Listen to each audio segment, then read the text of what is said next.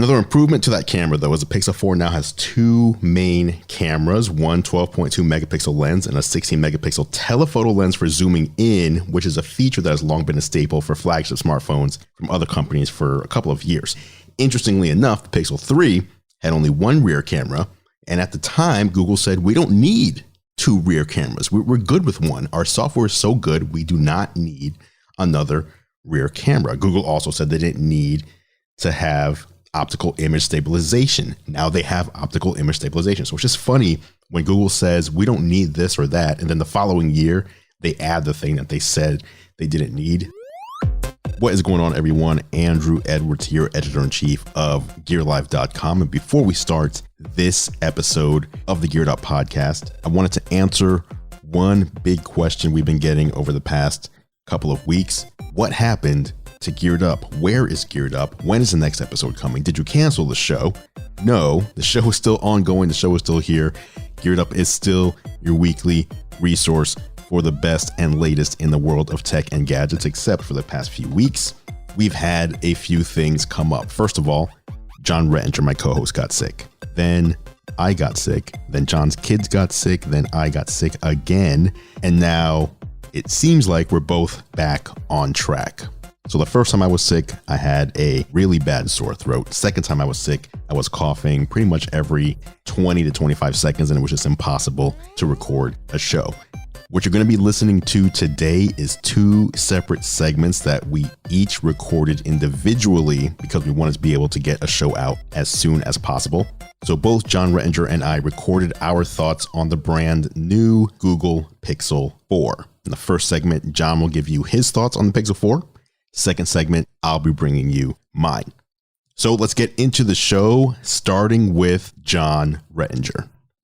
And I am Jon Rettinger. I'm going to forcibly take control right now from Andrew. I want to talk about the news du jour, the hot gossip that dropped, the new phones, Pixel 4. And it's dividing the Android community. It's dividing folks who love Android. It's dividing folks who are on the iOS side. It is a polarizing phone. You could say it's like the Andrew Edwards of phones. Some like it, some not so much.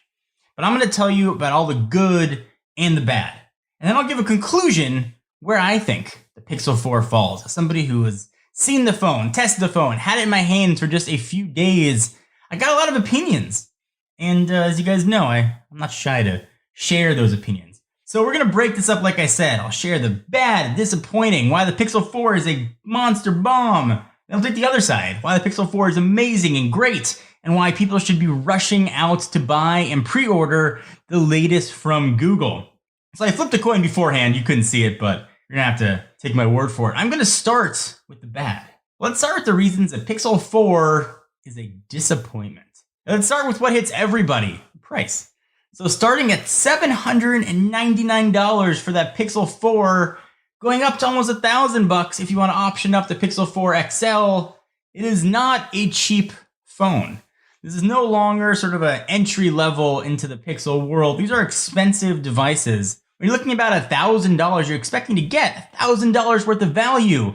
And for that price, or for that $799 or $899, depending on whether you get the Pixel 4 or the XL, you are getting, sorry to disappoint you guys, 64 gigabytes of storage. And I'm willing to knock Apple for it. I think 64 is a joke, especially with no expandable storage here. 128 should be the standard. Now you can go to 128 if you want to pay for it. There's no expandable storage, so you are stuck with what Google is blessing you with. But Jon, you're saying, I don't need that much storage. I can back up all of my photos in the unlimited Google clouds you're calling Google One in perfect, beautiful resolution as I shot them. Because that's what the Pixels are about, free unlimited storage. Well, yeah, they got rid of that too. So, sorry to disappoint. And for a phone that's coming out in late 2019, you'd expect the latest from Snapdragon. Latest Qualcomm chip, the 855 Plus. Gives you about 20% performance improvement over the 855. You're wrong here again. Snapdragon 855. But Jon, you're being too hard on the phone. It's not what Pixels are about. As long as it works, it works. And to you, I say, yeah, it will. But 2 or 3 years down the road, maybe you wish you had that extra performance boost. And speaking of things you might wish you had a few years down the road, How about RAM? 6 gigabytes of RAM is the max you can get. And I think you can say anything about Android. The more RAM tends to be, the better. I would have liked to have had 8. Now 6 works pretty well. It's buttery smooth with the Pixel 4, but I think 8, 10, or 12, like you're seeing on the competition, would have given this phone more headroom for years in the future. So all that spec stuff, at least mostly out of the way, we'll get back to a few key specs. What about the looks? The Pixel 4 has never been, the Pixel line in general, it's never been a beautiful looking phone. You won't look at this device and be like, wow, this is gonna win a design award. It's no Dieter Braun design here. It's kind of an ugly phone, and they got rid of the pointless notch, but now it's got a gigantic forehead on board. There's some good stuff crammed in that forehead that I will talk about. But it's not a pretty phone. I don't care how cute their names are with it, oh so orange. It's still not a good looking device. And looks are subjective, maybe to your eye. It knocks you over and you think it's the next supermodel phone out there. But for me, not a good looking phone. I will say though, the oh so orange I think looks the best, with clearly white and just black coming in third. But the cameras are amazing, right? The cameras are all about the pixel. That's what defines a pixel. It's its one feature that's redeeming. It's got more cameras here, so it's got to be better. It's got the regular wide angle sensor, and now it has a telephoto. I know that's pissing a lot of people off. Now listen, I'm in the camp where I'd rather have a telephoto lens. That was a joke, if you couldn't tell, a bad one. I prefer telephoto. Maybe it's the dad in me taking pictures of my kids playing soccer, where I can't just run up closer to them. I like having it. I think ultra wide tends to warp things a little bit. But when you see the competition offering 3 camera options and the Pixel opting for 2, disappointing. Speaking of limiting camera options, you've got 1 front-facing camera sensor, which would have been nice to have 2. It is wide angle, so I can give them that. But I'd have liked to have had sort of 2 on board. I think it would have added to the flexibility of the Pixel's generally pretty good camera system, and it is 8 megapixel with an f2.0 aperture if you're keeping track at home. Other things that Pixel is not doing, just they got rid of the headphone jack. That's been done before, you expect it. But no headphones in the box. No coupon for free Pixel Buds when they come out sometime next year. No dongle for USB Type-C to 3.5. Nothing. You get no headphones in the box. You want to listen to music, either deal with the speakers or you bring your own headphones. So that's my knocks on the Pixel, and that's why people are divided on this phone. You look at what's coming out from OnePlus, Samsung, LG, Huawei, Xiaomi, every other phone manufacturer you can think of. They are bringing the thunder, and Google's kind of answering back with perhaps a bit of an expensive whimper. But this phone's got to keep working, right? It's got to last you through the days. You might be disappointed here. 2,800 milliamp hour battery on the Pixel 4 and 3,700 milliamp hours on the 4 XL. With the 90 hertz screen, it's going to be battery hungry. It's going to be tough. And I haven't seen much battery drain in my 2 days of testing it, but that's early on. Bigger battery equals better. And the camera. So video's kind of been an Achilles heel of Android. Have they fixed it with the 4? Nope. No 4K 60 on the back or the front. It's not a deal breaker, but it is, disappointing. But that's just one side of this coin that I flipped. There's a lot of other things to like about the Pixel 4. Reasons to get it, reasons to be excited, and reasons that you might want to consider pre-ordering. Talk about the amazing stuff in the Pixel 4. Maybe hypocritical to talk about battery life and 90 hertz screen, but holy smokes. The 90 hertz screen looks really, really, really good. And the screens have been something where Google has traditionally missed on, let's just say, with Pixel devices in the past. 5.7-inch OLED on the 4, 6.3 on the XL, 19:9 aspect ratios if you care. But what I like what they're doing is it'll scale itself down. Is scale the right word? It'll go down the refresh rate to 60 if you're doing something that doesn't think needs the 90 hertz. But things just look really smooth. You get theoretically better frame rates while playing games, but unless you got the phone plugged in, you're probably not going to see those anyway. You can force it to stay at 90 hertz if you want, but I like that it's doing it dynamically. So I mentioned the Snapdragon 55, not so awesome, but what is awesome is a Pixel Neural Core. This is doing all kinds of crazy stuff. It'll let you talk and it'll transcribe things in real time. It's a journalist's dream about those cameras. Let's talk a little bit more about those beautiful, beautiful cameras on the back. So yeah, it would have been nice to have 3. The Pixel quality has always been amazing. It might be a dirty secret, but it's never been about the hardware. Sony's made those sensors on Pixel phones for years. They're almost off the shelf. where Google's magic has been on the software side and the processing side, and they stepped up the game here, combining on-device and off-device to get beautiful pictures. HDR looks beautiful like you'd expect. Now you can preview it right on the screen, which is amazing. You can see what your photo is going to actually look like. All the night mode stuff looks great. Everything that made the Pixel 3 really good, the Pixel 4 refined. Think of it as a Pixel 3S. There's a lot of reasons to be excited about the Pixel 4. And the cameras are a huge, huge, huge reason. The quality of these shots are amazing. The photos look bright, vibrant, beautiful. Everything just looks good with these cameras. I think this is still probably amongst the best cameras you can get on the market. And I want to benchmark against some competition, but the things the Pixel 3 did well, the 4 steps up its game. Also, nice things here in the box. You've got an 18-watt charger they're including. Hooray for that on board. You've got fast charging, so if battery life's not good, plug it in for 10 minutes or put it on the wireless charger and you are good to go. Stereo speakers are amazing here. They sound really loud. You've got a eSIM capability as well. If you want to sort of rock 2 SIMs, you've got that option. There's a lot to like about the Pixel 4 package. Certainly there's things to not like as well, but perhaps the greatest feature is Project Soli. It enables Face Unlock, Android Face ID, and it works crazy fast. If you thought the iPhone 11 Pro worked fast, this is an insane next level fast. In fact, it's so quick, you don't even see your lock screen. You gotta have an option to even see your lock screen on if you'd like, because it happens so quickly. Now in these units that we've got, it's unlocking with your eyes closed, which is a problem because you could be sleeping and want somebody to unlock your phone. But presumably that will get fixed by the time these devices ship. And that is amazing, and it's great to have, and I'm happy that it's in a forehead and not in a ridiculous notch. But also here, though, is kind of a radar motion sensor, so it'll detect your hand. If you wave your hand over it, it'll know that, and it'll go to the next song, or you could ignore a call if someone's calling you don't want to talk to you. It opens up more possibilities for the phones. In fact, they gave these phones to us reviewers in a pizza box, so you can get your hands all greasy and still interact with it on board. All those things add up to a really nice package. And they're small bits. They're not giant.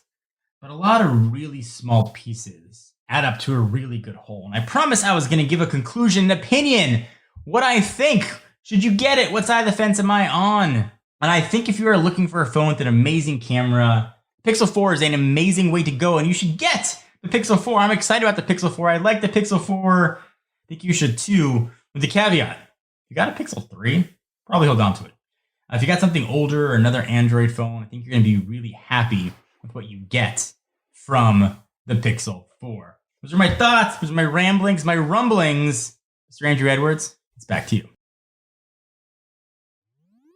Welcome back to Geared Up, brought to you by National Car Rental. I'm Andrew Edwards, and it is now time for the National Car Rental story of the week. As you know, Geared Up is sponsored by National Car Rental. And if you don't know, I also do a show with National Car Rental on YouTube called Technically Speaking, where I bring you the latest, my picks for the best tech for business travel. Whether you're business traveling or even whether you're going for leisure travel, there's a lot of tech out there that can make your travel more efficient or even more fun. You can check these episodes out at the nationalcar.com control center or go to youtube.com/nationalcarrent. The latest tech puts you in the driver's seat. National Car Rental's Emerald Club will keep you there. Okay, continuing. Once again, big thank you to National Car Rental for sponsoring Geared Up. Now, John Rettinger brought you his thoughts and his opinions on the Google Pixel 4. Now I'm going to bring you mine. And it should be stated, John recorded his segment about a week ago. So just a couple of days with the Pixel 4. I'm recording this obviously a week later. I've been using my Pixel 4 for over a week. So my impressions are a little more refined. This is almost going to be my Pixel 4 review that I'm working on for YouTube, youtube.com/gearlive if you want to see that. All these notes are basically what I'm using to form my Pixel 4 review. And in particular, it's the Pixel 4 XL that I've been using. So let's jump into this. The new Pixel 4 comes with motion sensing capabilities that enable it to detect when you're nearby, as well as a more advanced camera that gives you more flexibility to edit scenes as you're snapping a photo, among other changes. After spending almost, I would say, 2 weeks at this point with the new smartphone from Google, I've found plenty of things that you can like about it and also almost as many that I dislike about it. So here's the best and worst aspects of using the Google Pixel 4 that I've encountered so far. First up, let's talk about Face Unlock. This is facial recognition on Google's new smartphone. It's faster than facial recognition that you've seen on pretty much any other phone, with the exception, I'd say, of the iPhone 11 Pro. It's not that it's slower than the 11 Pro. I actually think they're neck and neck. It's hard to pick a winner. So if you've used an iPhone 11 especially, or 11 Pro, Google's Face Unlock is very similar to that. Now, the one area where it does win, though, is in conjunction with the motion sense capability. And if you don't know what that is, the Pixel 4 basically has a radar in the front bezel, in the top of the phone. It has a radar. So when you reach for the phone, the radar senses that you're reaching for it. It basically creates a little bubble around the phone. If you break that plane of that bubble with your hand, the radar senses it. It immediately enables the camera so that as you're picking it up, it's already looking for your face, which means as you pick it up to your face, it's going to unlock instantly rather than you having to like tap on the phone or raise to wake the phone. It just kind of comes alive on its own. So that's convenient, but there is a compromise there.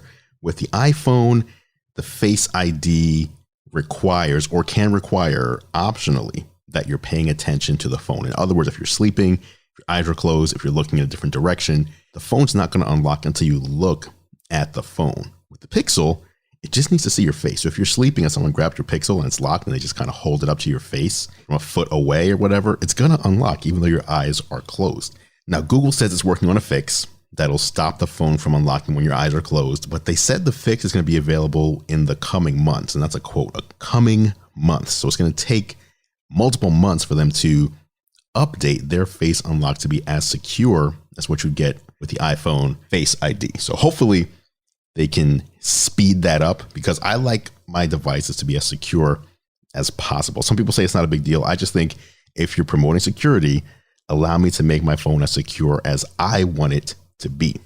Next up, the big change, Pixel 4, rear camera. If you often find yourself attempting to take photos in dark scenarios, like in a dimly lit bar or restaurant outside in the dark, you'll be very impressed with the Pixel's night sight mode. During my side-by-side testing, I find the Pixel 4 will outperform the iPhone 11 Pro's night mode in a lot of scenarios, and then the 11 Pro will beat the Pixel 4 in other scenarios. But in general, it feels as if the Pixel 4 is able to focus more quickly in the dark, and it produces images that in some cases were brighter in a good way, in some cases were brighter in a bad way. And what I mean by that is the iPhone 11 night mode lets the nighttime be nighttime. So when you shoot a picture in the dark, it'll bring things out so you can see in the dark, but it still looks like you took the photo at night, which you did.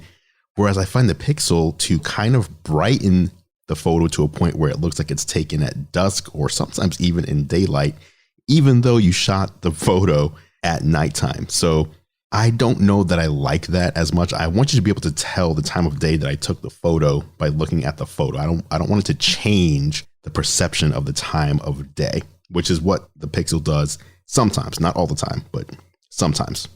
Another improvement to that camera, though, is the Pixel 4 now has two main cameras, one 12.2 megapixel lens and a 16 megapixel telephoto lens for zooming in, which is a feature that has long been a staple for flagship smartphones from other companies for a couple of years.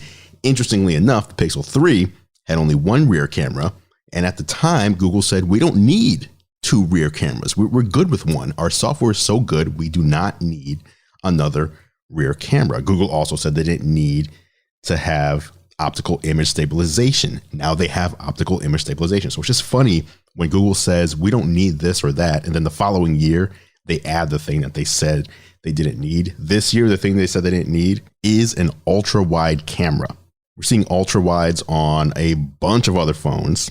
The new iPhone added in an ultra wide. Ultra wides are on Samsung devices, Huawei devices, OnePlus devices, HTC, etc. These ultra wide cameras make it possible to capture photos with a significantly wider field of view without having to step backward or coerce people to squeeze together to fit in the frame.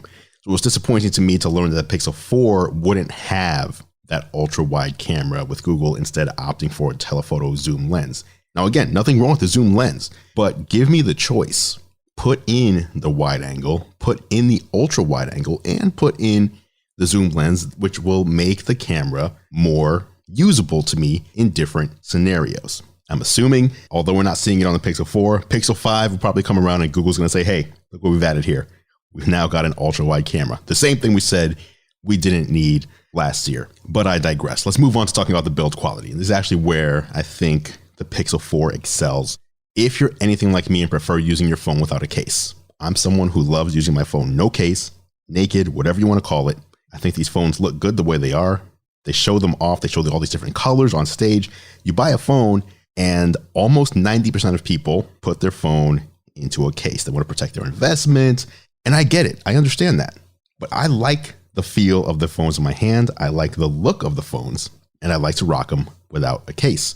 The Pixel 4 not only looks good without a case, but feels good without a case as well. It's got these matte edges. It's a design choice on Google's part that makes it much easier to grip the phone without dropping it, especially considering the black model that's out there. That's not the one I have. I actually have the oh so orange version with the matte frosted back glass as well. Feels great. But if you have that glossy black one, the black one's the only one with glossy glass, that one feels like it'd slip right out of your hand if it didn't have those matte rails along the side. So along the side, basically, the band that goes around the edges of the phone, it's black matte material, and it feels really good. It feels nice, and it doesn't feel slippery. Google did a great job on the build quality. That matte grip feels like a practical addition that can prevent accidental drops and slips. So kudos to Google on that build quality of the Pixel 4. Moving on to motion sense, I mentioned that is one of the major features of the new Pixel 4, the radar. Now, I personally haven't found myself using the main feature. So motion sense, I mentioned earlier, it'll sense you reaching for your phone as you pull it up to your face in order to unlock it. So that's cool. It'll also sense your hand in other scenarios too. So let's say your phone is ringing or your alarm is going off. As you reach for your phone, it'll lower the volume of the alarm. It'll lower the volume of your phone call, your ringtone, because it knows, something's going on with your phone. So why keep blaring at a high volume? Very cool that it does that. The other things that it does, though, is allows you to do things like skip tracks. So you can skip a track. Let's say you're listening to YouTube music and you want to go to the next track. Instead of tapping next track on your phone, especially if your phone's locked, you can just over the top of your phone without touching it, just wave from right to left, just wave across the top of your phone and it'll magically switch tracks, or wave the other direction to go back a track. It's not something I'm doing. I don't think many people want to wave at their phone, especially being the case that it's not 100% accurate. There have been times where I waved over the phone 3 times. I'll just wave, keep waving. What's happening? Why isn't it working? This is a feature that kind of feels half-baked. When you release a feature like this, you want to make sure users aren't frustrated by it and that it works 100% of the time, 98% of the time. Basically, that it's rare that it fails. In this case, I feel like it works 50 to 60% of the time. It's a little frustrating. It's faster to just tap the button on your display to go to the next or previous track, in my opinion. Now, this does make me interested in what Google's going to do in the future with motion sense, though. And if you Google Project Soli, S-O-L-I, you can see some of the concepts that Google has. But the concepts that we saw there did not come to fruition here on the Pixel 4, or at least not yet. Let's talk about one of the other downsides of the Pixel 4, that battery life, not great. With the Pixel 4, I was typically able to get through an entire day without scrambling for a charger, but I typically have to casually plug in or drop it on a wireless charger at some point in the day.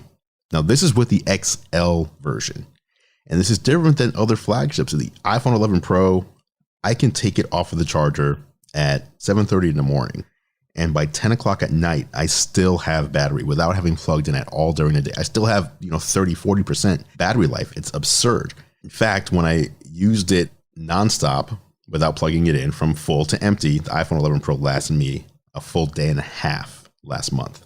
And then the less expensive iPhone 11 was on pace to last for over a day as well. The Pixel 3a XL, which is a $480 phone, a lot cheaper than the iPhone 11 Pro and even the $800 Pixel 4, lasted over a day and a half. So I'm not sure why Google put in smaller batteries this year into the Pixel 4, but they did. The Pixel 4's batteries for both the 4 and the 4 XL are smaller respectively than the Pixel 3 and Pixel 3 XL. The other downside here, no headphones or adapter in the box. So there's no headphone jack on the Pixel 4, but they also didn't include any USB-C headphones in the box. So there's no headphones, but there's also no USB-C to 3.5 millimeter headphone dongle or adapter in the box. So if you don't already own a pair of USB-C headphones or wireless earbuds, you're out of luck when it comes to listening to music on your Pixel 4. Google's new phone doesn't come with the earbuds, doesn't come with the adapter, and it's an odd choice considering rivals like Apple and Samsung include headphones right in the box. Apple, for 2 years, not only included headphones, Lightning headphones, but also included a dongle if you wanted to use other headphones. So Google just took away the headphones, took away the adapter, and is charging you $800 at a minimum for the Google Pixel 4.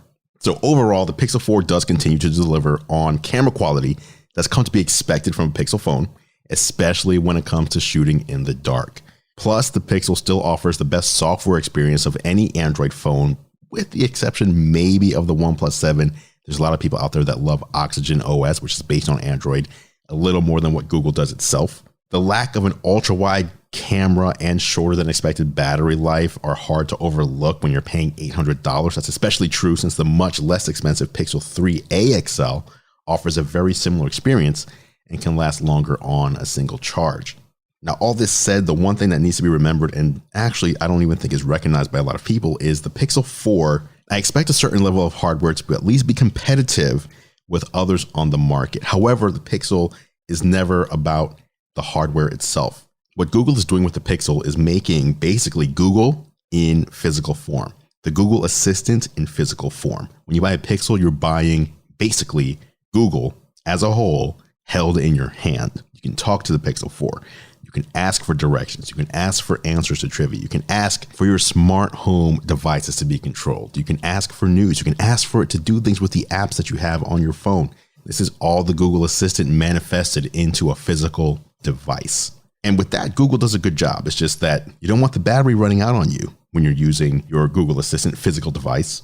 You don't want your dark mode photos to look like daytime, or at least I don't when I'm using a device like this. The Pixel 4 does seem to be more about laying the groundwork for Google's broader ambitions when it comes to mobile phones. Improvements to the Google Assistant combined with the motion sense technology that can proactively accomplish tasks like lowering your morning alarm before you even touch the phone. These things signal that Google is focusing more on infusing intelligence into its gadgets than infusing hardware features into its gadgets more than anything else. So there you have it, guys. That was my thoughts on the Google Pixel 4 and the Google Pixel 4 XL that I've been using. Again, my full review will be coming onto my YouTube channel shortly, youtube.com/gearlive if you guys want to check it out, subscribe, etc. You can also find other thoughts of mine, including behind the scenes, over at my Instagram, instagram.com/Andru, ANDRU.